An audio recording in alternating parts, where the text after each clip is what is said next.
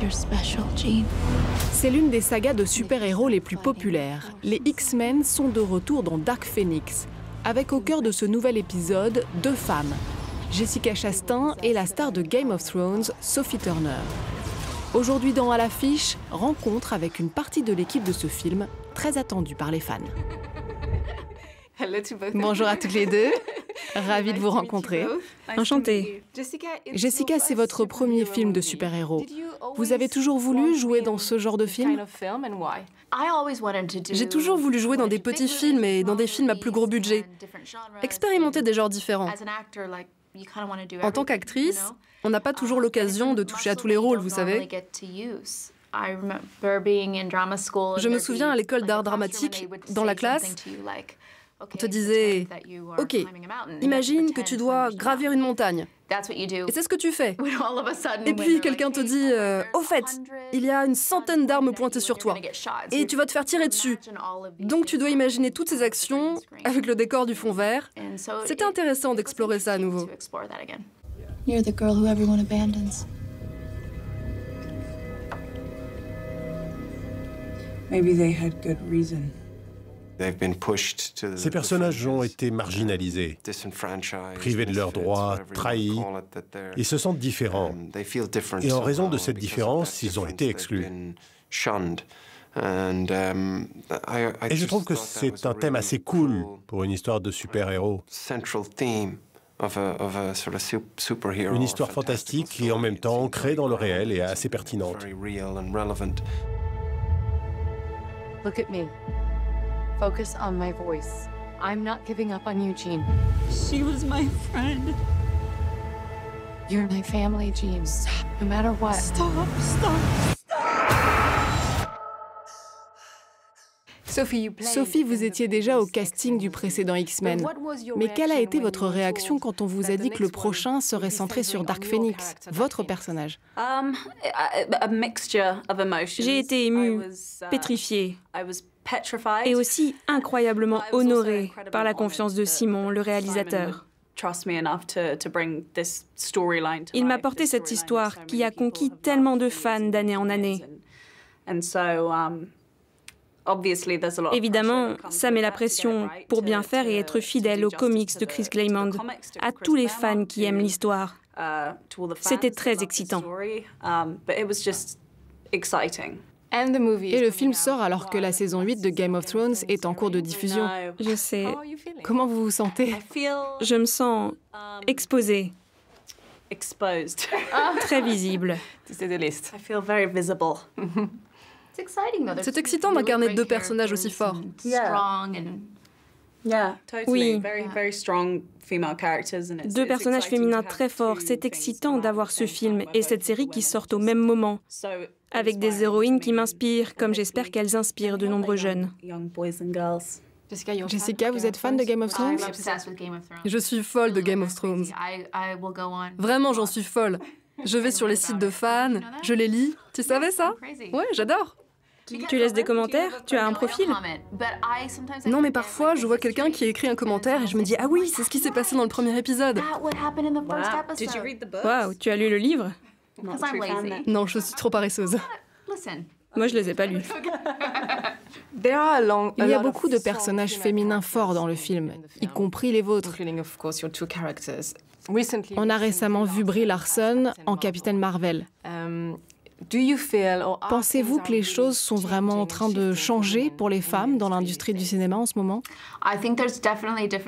Je pense que les choses sont très différentes maintenant. Je pense que c'est parce que notre public est vraiment en demande de voir des personnages différents dans les films. Nous avons encore un long chemin à parcourir, mais oui, je suis vraiment ravie de voir que les studios écoutent le public. La bande dessinée originale a été publiée au début des années 60, au début du mouvement des droits civiques pour l'égalité des sexes et l'égalité raciale. 50 ans plus tard, en quoi la franchise X-Men est-elle pertinente? Est-elle d'une certaine façon politique? Absolument. Je pense que c'était pertinent dans les années 60 et que ça l'est toujours. L'histoire tourne autour de ce groupe d'étrangers qui sont différents et discriminés. Ils sont exclus de la société. Et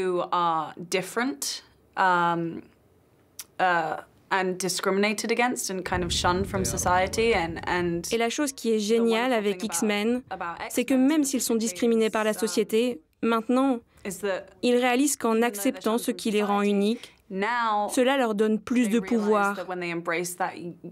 Ils ne sont pas anéantis, ils sont exceptionnels.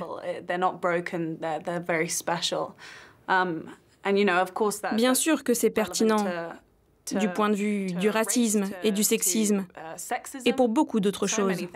Quand j'étais enfant, j'avais ce costume de Superman et je m'entraînais en sautant sur le canapé pour pouvoir voler.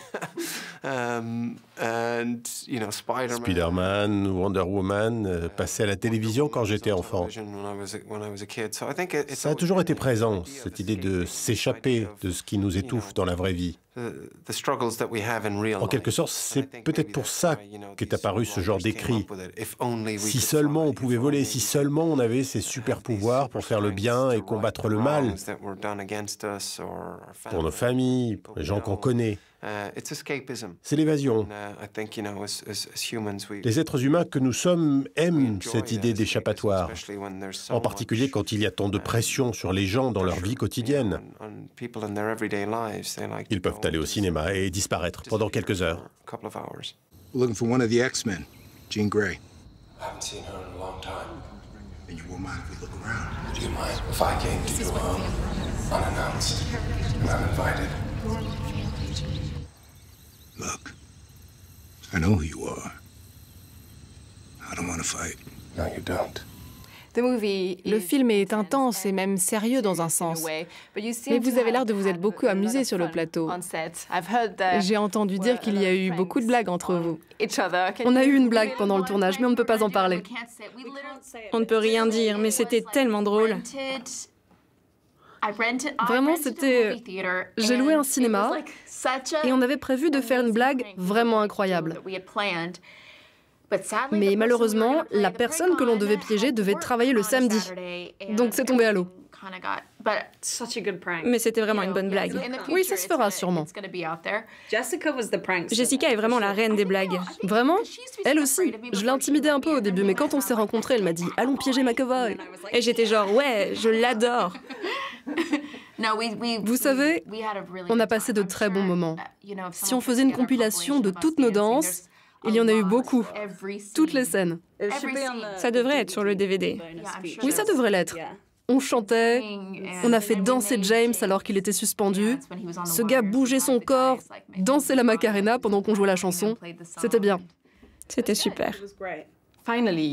Jessica, quel serait le super pouvoir de Sophie dans la vraie vie? Wow. Elle a plus d'un super pouvoir. Je sais ce que tu vas dire. Que penses-tu que je vais dire? Je vais te le dire, si tu me le dis. Je vais te le dire à l'oreille, et si elle le dit... Je ne crois pas que tu sais ce que je vais dire. C'est marrant ce jeu.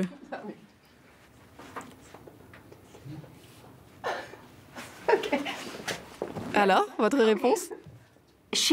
Elle pense que je vais dire que son super pouvoir est de dormir. Mais son super pouvoir, c'est plutôt de savoir faire en sorte que tout le monde se sente bien accueilli.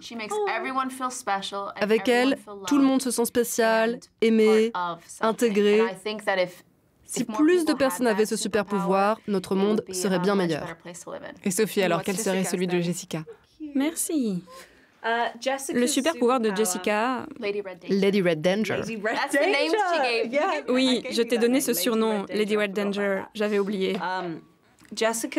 Le super pouvoir de Jessica... Et à nouveau, elle en a beaucoup. Mais ça m'a touchée personnellement. À quel point elle est un mentor.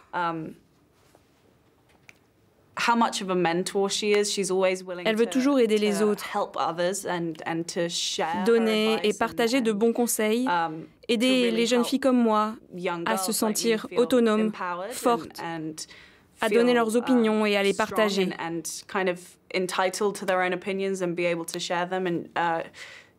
Elle m'a vraiment aidée à prendre confiance en moi.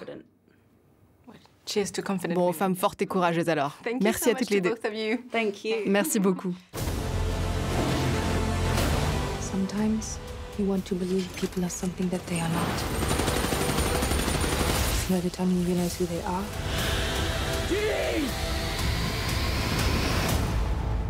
it's too late.